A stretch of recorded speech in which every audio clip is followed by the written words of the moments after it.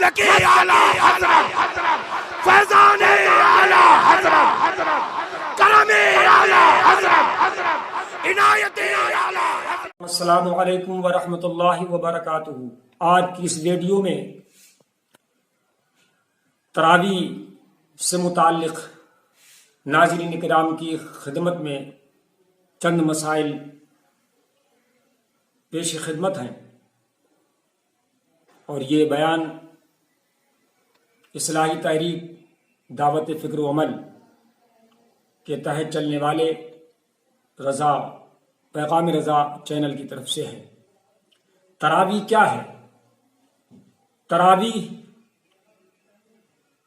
یہ 20 رکعتیں کہلاتی ہیں، اور ہر تراویح 4 رکعت کا ہوتا ہے، تو یہ 20 رکعتیں 5 تراویح ہوئے، تو 5 تراویحوں پر یہ 20 رکعت مشتمل ہے۔ تراویح مرد اور عورت سب کے لیے بالاجماع یہ سنت مؤکدہ ہے، اس کا چھوڑنا اور ترک کرنا جائز نہیں ہے۔ رہ گئی بات تراویح کی جماعت کی، تو وہ سنت کفایہ ہے،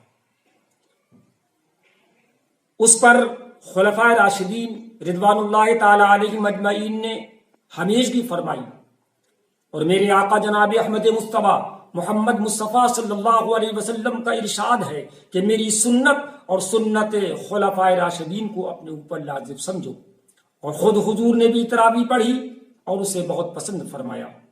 صحیح مسلم میں حضرت ابو ہریرہ رضی اللہ تعالی عنہ سے مروی ارشاد فرماتے ہیں کہ جو رمضان میں قیام کرے ایمان کی وجہ سے اور ثواب طلب کرنے کے لیے، اس کے اگلے سب گناہ بخش دیے جائیں گے۔ یعنی جو چھوٹے چھوٹے گناہ ہیں، یعنی جو صغائر گناہ کہلاتے ہیں، پھر اس اندیشے سے کہ امت پر فرض نہ ہو جائے ترک فرمائی۔ پھر اس کے بعد ہمارے خلیفہ دوئم حضرت سیدنا فاروق اعظم رضی اللہ تعالی عنہ رمضان میں ایک رات مسجد کو تشریف لے گئے، اور لوگوں کو متفرق طور پر یعنی الگ الگ طور پر نماز پڑھتے پایا۔ کوئی تنہا پڑھ رہا ہے، کسی کے ساتھ کچھ لوگ پڑھ رہے ہیں۔ فرمایا میں مناسب جانتا ہوں کہ ان سب کو ایک امام کے ساتھ جمع کر دوں، تو بہتر ہو سب کو ایک امام حضرت ابی بن کعب رضی اللہ تعالیٰ عنہ کے ساتھ اکٹھا کر دیا۔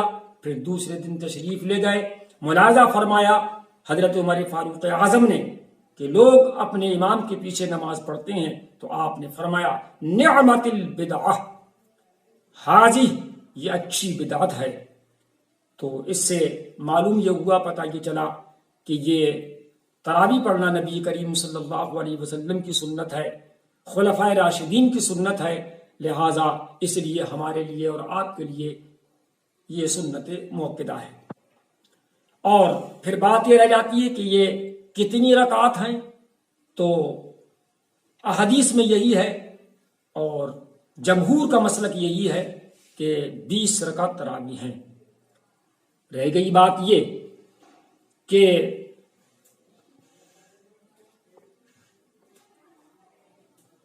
سے پڑھے، یعنی ہر 2 رکعت پر سلام پھیرے، اور اگر کسی نے 20 پڑھ کر آخر میں سلام پھیرا، تو اگر ہر 2 رکعت پر قاعدہ کرتا رہا تو ہو جائے گی، مگر کراہت کے ساتھ، اور اگر قاعدہ نہ کیا تھا تو 2 رکعت کے قائم مقام ہوئیں گے۔ ایک مسئلہ یہ ہے کہ جب آپ تراویح پڑھنے کے لیے کھڑے ہوں، مرد یا عورت، تو اگر وہ چاہیں تو ہر 2 رکعت کی الگ الگ نیت کریں، یہ بھی جائز ہے، اور اگر 20 رکعات کی ایک ساتھ نیت کر لی تو یہ بھی جائز ہے، دونوں طریقے سے جائز ہے۔ حضرات ایک مسئلہ یہ بھی ہے کہ تراویح میں ایک بار قرآن کریم کو ختم کرنا یہ سنت مؤکدہ ہے، اور 2 مرتبہ فضیلت ہے، اور 3 مرتبہ افضل ہے۔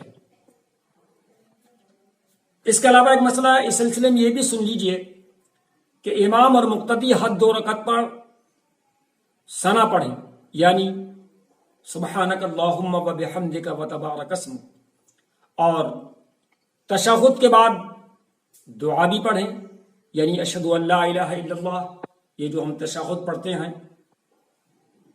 ہاں اگر مقتدیوں پر کچھ گرانی گزرتی ہو، کوئی تکلیف ہو، تو تشہد کے بعد اللہم صلی علی محمد و آلہ پر اکتفا کریں۔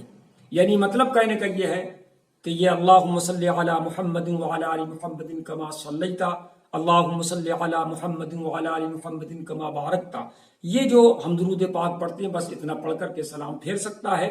اگر وہ کہ ربنا آتنا یا ربنا اغفر لی وغیرہ نہ پڑھے تب بھی جائز ہے، اتنے پر وہ سلام پھیر سکتا ہے۔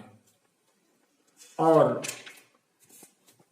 اس کے علاوہ ایک مسئلہ یہ ہے کہ ہر 4 رکعت پر اتنی دیر تک بیٹھنا مستحب ہے جتنی دیر میں 4 رکعتیں پڑھی۔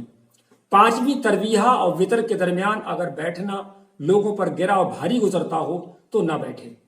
اس بیٹھنے میں کیا کرنا چاہیے؟ کیا ہم خالی بیٹھے رہیں، خاموش بیٹھے رہیں، یا کچھ پڑھنے کا ہم کو حکم ہے؟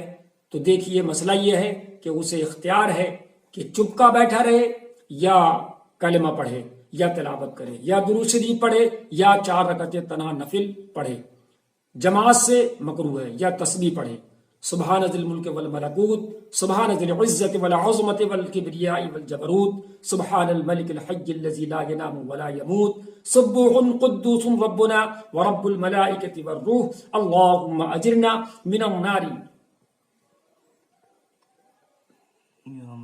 یا مجیرو یا مجیرو یا مجیر۔ اس طرح سے یہ دعا پڑھ سکتا ہے۔ تراویح مسجد میں با جماعت پڑھنا افضل ہے۔ اگر گھر میں جماعت سے پڑھی تو جماعت کے ترک کا گناہ نہ ہوا، مگر وہ ثواب نہ ملے گا جو مسجد میں پڑھنے کا تھا۔ لیکن آج کے حالات کے حساب سے، جن حالات سے ہم گزر رہے ہیں، جس صورت سے ہم گزر رہے ہیں، ایسے میں آپ دیکھ رہے ہیں کہ مسجد میں 2-3 لوگ رہتے ہیں، امام، مؤذن، 1-2 آدمی اور رہتے ہیں، تو وہ یہاں تراویح پڑھاتے ہیں، لیکن زیادہ تر لوگ اپنے گھروں میں پڑھ رہے ہیں۔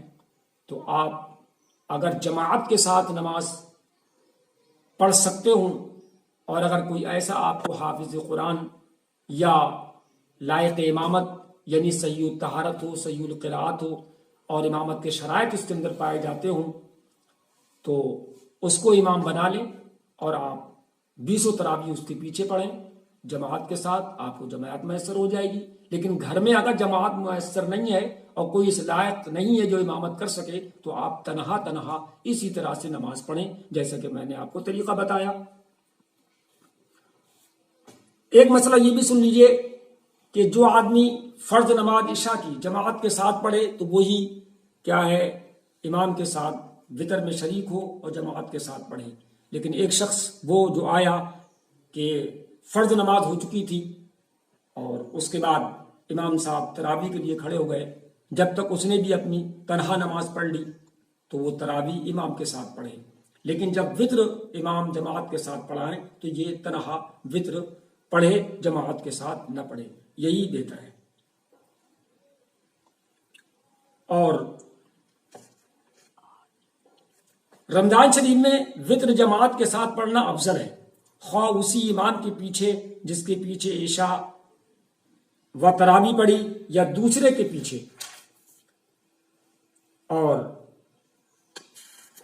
ایک بات یہ بھی سن لیجیے آپ، یہ جو تنہا یا گھر میں جو تراویح پڑھ رہے ہیں تو وہ وطر پہلے بھی پڑھ سکتے ہیں اور تراویح کے بعد ہی پڑھ سکتے ہیں، یعنی وطر پڑھ کر تراویح پڑھیں، یا کیا ہے کہ وطر تراویح پڑھ لیں اس کے بعد وطر پڑھیں، یہ بھی جائز ہے، کوئی بات نہیں ہے۔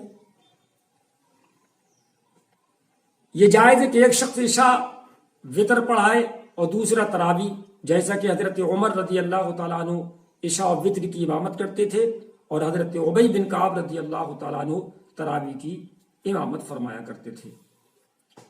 اور اس کے علاوہ بہت سارے مسائل ہیں، لیکن میں انہی پر اکتفا کرتا ہوں۔ اللہ تبارک و تعالیٰ مجھے بھی اور آپ کو بھی اچھے طریقے سے قرآن شریف اور اچھے ڈھنگ سے تراویح پڑھنے کی توفیق رفیق عطا فرمائے، آمین بجاہ سید المرسلین السلام علیکم ورحمۃ اللہ وبرکاتہ.